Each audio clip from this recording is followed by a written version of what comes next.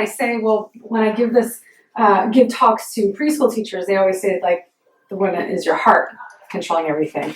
I know, that's beautiful. Isn't that for a preschool teacher? So when we look at core chiropractic, she said their heart has brain cells within it. If you look at heart mapping, the Heart Map Institute, right, you'll realize the electrical connection. So the beautiful thing about that is that when we look at, let's say, the mind-body connection, so how does this all work? You say, okay, well, your brain is sending messages down the spinal cord, which is lifeline, information superhighway. Off of the information superhighway, or your spinal cord, are all these pairs of nerves, nerve fibers, neurons that are actually transmitting signals to and from the brain to every tissue, every organ in the body. So when we break it down to a cellular level now, on a cell, we're looking at what are called neuroreceptors. Those receptors are receiving the message from the brain, and then they're sending a message back up to the brain. And this is how our bodies are communicating with billions of functions. We're not even thinking about it, right? We're all here. We're hearing, we're seeing, our hearts are beating, our stomachs are digesting. We're having all these things that are going on, and we don't even have to think about it. So the nervous system, central nervous system, is also known as the autonomic nervous system, also known as the automatic nervous system. And so all of these things are happening in our bodies in the most efficient ways, and we don't even have to think about it, which is such a beautiful thing. But unfortunately, due to stresses, physical, chemical, emotional stress, there's a condition called a vertebral subluxation, which is where one or more of these vertebrae actually shift out of alignment. So when we look at this, the shifting out of an alignment causes an interruption in the communication from the brain to the organ or tissue cell. So if that's blocked, then wherever that intelligence is supposed to be running to is not going to get there at 100%. So I don't know if we didn't hand out nerve charts here, but we'll get you guys nerve charts. But on when we look at the actual nervous system, we'll look at every single level of the spine is nerve supplying different areas. So up here into the head, to the eyes, the sinuses, etc. Down here is the muscles of the neck, the thyroid gland, the thymus gland. We get into the upper thoracics, the heart, the lungs, mid-thoracic, stomach, digestive system. Here's the adrenal glands, the kidneys. We go down here, we've got the large intestine, we've got the small intestine, we've got the uterus, the bladder, the nerve, going down the legs and the feet. And that's just a small sample of what happens with the spine and all these functions. Sure. Right? So if we look back to the heart, knowing it's an electrical system that's depending on neural messages coming from the brain, we know if we cut the nerves going to the heart, what's going to happen to the heart? It's gone. Yeah, you're going to die. I mean, that's the thing. It's like it stops working. It stops functioning. Wow. So when we look at something that's called a subluxation, the nerve gets irritated. The muscles around that will contract. And what that does is that, again, continues to inhibit that flow that's coming from the brain going to and from the organs, right? But most people don't come in here and say, hey, I want to have my power turned on or my nerve flow at 100%. Why do people come into chiropractic office usually? Pain, right? Because it's the medical model. And what does that mean? Well, in this country, we're taught that if you have a symptom, you do what? Take a pill. You take a pill, right? Everyone's seen those drug commercials, and everyone's seen the 2 minutes after the drug commercials that talks about take this for your headaches, but may cause dizziness, seizures, irritable bowel, constipation, diarrhea, death. And you say to yourself, well, maybe I should just take the headaches, or whatever it is, the condition. So it's an outside-in approach. So what that is that means that, again, you break down with a symptom, you go to ask your doctor who should be taking Viagra today, like that kind of thing.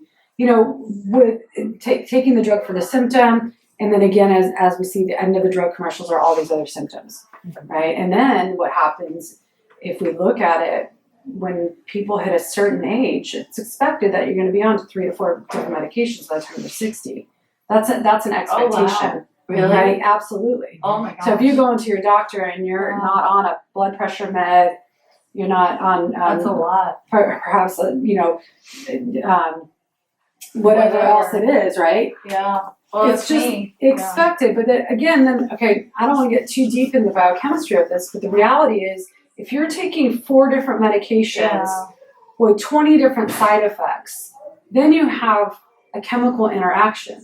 So now we have 4 different medications, 20 different side effects. Now we've got another set of side effects because of the interactions of the medications. Mm-hmm.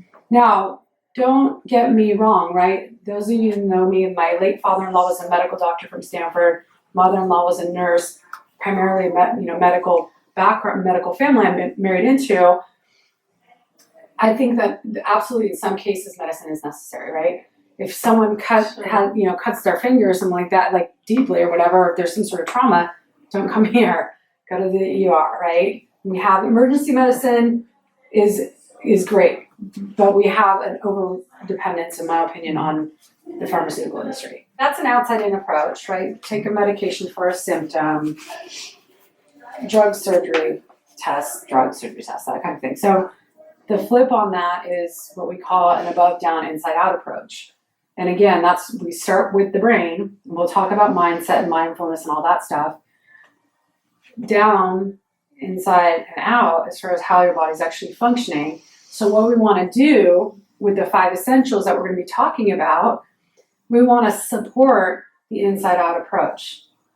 Right. So if we look at your bodies as being a massively intelligent organism made up of trillions of cells, then we say, what can we do on a cellular level to actually improve the function and the overall well-being of this body that you're in? Your optimal is going to be different than yours, going to be different than mine, yours and yours, right? We all have our things, like I was saying, but there are certain things that we need to focus on. So we say, okay, sound nervous system is 1. Why did I bring it up as 1? Is because it's controlling every other system. You can have the best diet in the world. Mm-hmm. You can work out 6 days a week and have a beautiful yoga practice. But if you don't have nerve flow, or if you have a block in communication going to the different organs, even from an overall level of energy or function as far as exercise, you have a subluxation that's causing nerve interference, you can have weakness, you can have spasm, you can have pain, or loss of function, like I just mentioned. So this chart I was just talking about, that I was talking about with the handout, this does actually show exactly where the nerve is traveling to. Yeah. This right side of the chart shows the symptoms or loss of function. So again, outside in, it's going to be hitting it from over here, trying to kill off the symptoms. Inside out, we're going to come over here, remove the interference in communication, and most often the symptoms go away. So that happens, as long as there's not damage to the actual tissue, like permanent damage, okay? So we talked through all of this. What causes subluxation, again, are the stressors. So what's the first trauma we have in life? Birth, mm-hmm. Right? And you guys remember this because I have such a visual on this doctor. We had to watch videos. It was actually VHS back in the day. We had to watch videos of the birthing process. Right? And y'all remember, I have this visual of the doctor has his little baby's head in his hands, foot up on the table, and twisting so hard on this little baby's neck, you can see the doctor's biceps popping, right? Like the amount of force that was being put on. And that wasn't even with forceps or vacuum suction cups, right? So oftentimes the very first misalignment in the spine, which blocks nerve flow, is having oftentimes in the upper cervical. Doesn't have to be, but it happens at birth. Wow. Right? So little babies, they can't tell us, hey, I have pain or I'm not feeling well. What do? Cry, right? For everything. Yeah, right. That's their survival mechanism, right? That's how they get their attention. So with that, let's say something like colic, right? I've had colicky babies, right? You've ever had, if you ever talk to parents who've had colicky babies, or if you've had a colicky baby, it's a nightmare. It's hard enough to be a new parent. If you have a colicky baby, it's terrible. So there are things that we recommend. So once people are under chiropractic care and you start getting your spine adjusted, there are different things that we want you to do as far as maybe, like I said, adjustments in nutrition, could be exercises, different things. Everybody, of course, is unique. There are home care kits that we have. So let's talk about nutrition. So the second essential being nutrition. So a lot of times I always say, well, there's a couple things. The main thing is we want to reduce acidity in the body. Okay, and so what I mean by that, so what happens is in your body you have a pH generally around 7.6, which is ideal. Where if your body becomes too acidic, the acid leads to what are called ulcerations in the vascular system. And so what's an example of that? It would be like a stomach. Well, this is actually in the stomach lining. There could be stomach ulcers. But if it happens in the vascular system, what then happens is the cholesterol that we all have in our bodies will start to accumulate at the areas of ulceration in our vascular system. And what these are called are atheromas, or fatty plaques, right? And when we look at a blood vessel, when we look at fatty plaques being laid down, what it does is it actually reduces blood flow. So when we look at something like a heart attack, it's because oftentimes the plaques, the arteries going to the heart, have become narrowed down. You've heard about people talk about like a 90% occlusion. I went in and had a heart attack, found out 90%. That's what they're talking about in occlusion. Same thing for stroke. So that can happen in the carotid arteries, which would then lead to a stroke. So, but the precursor on that is acid. The precursor to acid in our nutritional system is what? Does anyone know? Sugar? Sugar, yeah. So sugar, a diet high in sugar leads to an acidic environment. The acid leads to damage in the blood vessels, into the lining of the digestive system, down to the vascular lining. So ulcerations. Think about ulcerations. It's like a paper cut, right? It's like a taste, micro tears. Could be bigger tears, like in a abdomen, a stomach ulcer. Same thing, right? Ulcerations. Think acid reflux. An acidic environment creates ulcerations. Ulcerations are precursors to disease and breakdown, or even like malabsorption, things like that, right? So we're looking at that. So the number one thing to do, and if you're going to take one thing out of this tonight, reducing the sugar. Yeah. Number one, increasing the greens.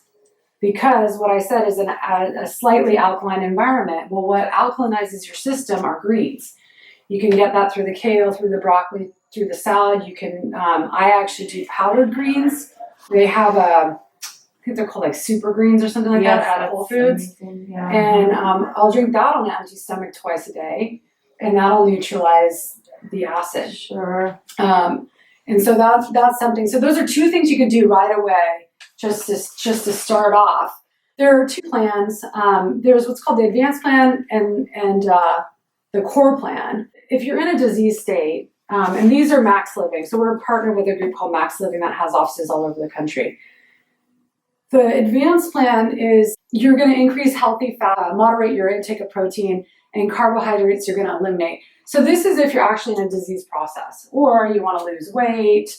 But this is a little bit more of an aggressive approach. The approach of the advanced plan is to reduce inflammation, restore the cell membrane function, aid detoxification, regulate hormones, and promote the use of fat as the body's primary source of energy. So back in the day, I don't know if any of you remember the food pyramid. You remember? What were we taught to like, what was that eliminate fat. Yeah. Eat pasta. Drink Diet Coke. Yeah. A lot of carbs, right? Carbs were number one, fat was at the bottom. Now we want to flip that. Yeah. So we know more, right? Good fats, avocados, nuts, coconut oil. So the core plan is, it gives you a little bit more leeway. You're saying, okay, I'm not going to go so strict and like eliminate carbs altogether, but I'm going to reduce them substantially. And that's really the main difference. Again, a myth is that fat makes you fat. It's not true. Bad fats versus good fats. Now, there are bad fats, right? So you say, okay, so sticking to the good fats. And that's just, again, one of the best things, again, so besides decreasing the carbohydrates and reducing sugars in the diet, increasing healthy fats, and increasing greens to change the pH, those are all great things. But the other thing that should be a habit, if it's not already, is reading labels. Because I'll tell you, I cannot tell you how many people come in and say, oh yeah, I'm really changing my diet up, and they start like, okay, show me the 7-day journal, which is in that packet, right? Start keeping track of the stuff. Or they'll bring in a product and they're like, yeah, I think this goji berry or something like that's really good for me. And I read the label and I'm like, 56 grams, or there's 2 servings. There's only 15 grams of carbs, but there's 2 servings and a 12-ounce drink or something like that. Inflammation caused by sugar, damaged fats, and then toxins. Mm-hmm. So we'll talk about detoxification as being part of the 5 essentials as well. Counting calories, and I did this for years, but when we look at like the difference in counting calories, we know it's like no Twinkies is going to be fuel for your body. But as a rule of thumb, if you can't pronounce it on a label, you probably shouldn't be eating it. I mean, polybidium, dudium, like whatever it is, like forget about it, right? Some sort of change in the chemical chain. Who knows what's happening with that stuff, right, in our foods? And then another thing I like to say is like, if you do eat meat, which I have, I've gone vegan, vegetarian, and I currently eat meat, right? Mm-hmm. But it's like, so my point is I have no judgment on it. But the thing is that if you do eat meat, it's not the meat that you eat, it's what the meat eats. Right. So you got to think about that when we get into grains. Grain diet, grain-fed animals.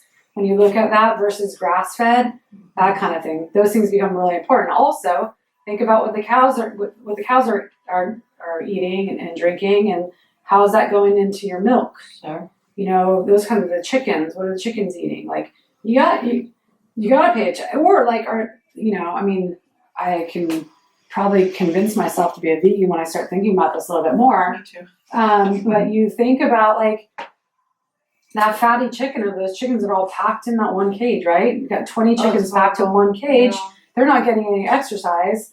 So that chicken comes out, fat. And let's talk about fat for a second, because fat actually stores toxins in the body. Mm. So that's what toxins are stored in fat cells.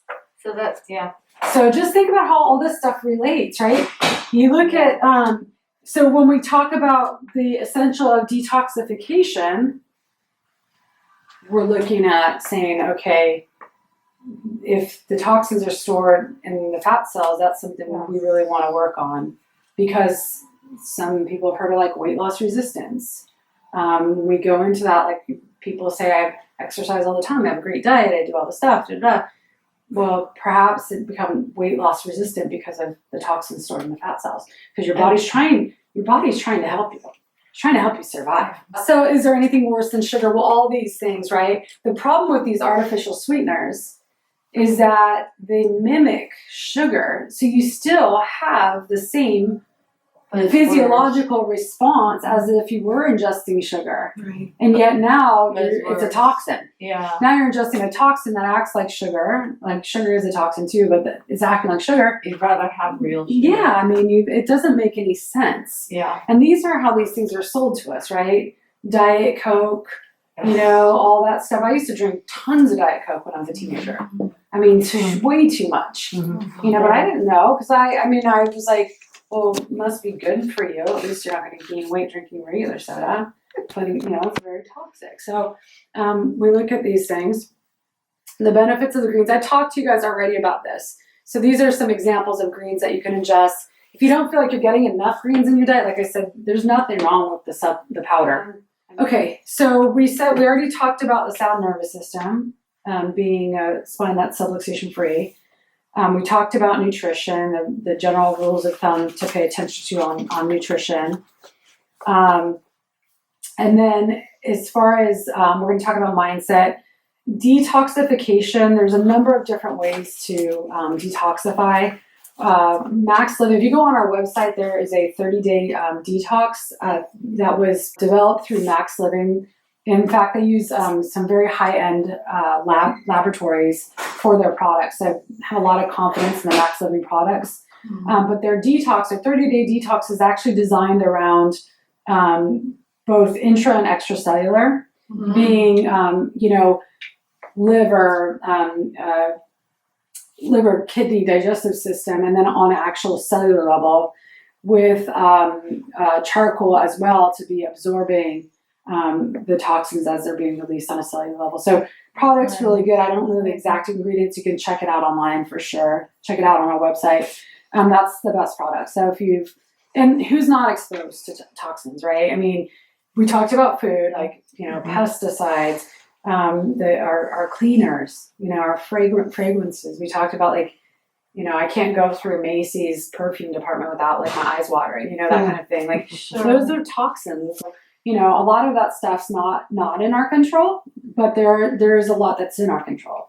Using natural cleaning products, natural wipes, all this other stuff, to not intoxicate ourselves fuller, with more toxins. So your food is a source, your household products, your environment, that kind of thing. So we want to be able to eliminate it, knowing that we're all exposed. And if we feel like, maybe I've had too much toxic exposure, as we've talked about, then those types of things are highly beneficial. I know historically I would go into Whole Foods and be like, well, I think I need a liver cleanse. I'm going to get some milk thistle, and then I'm going to, need a colon cleanse. So I'm ending up with 6 different products and who knows what, So this is, I like that.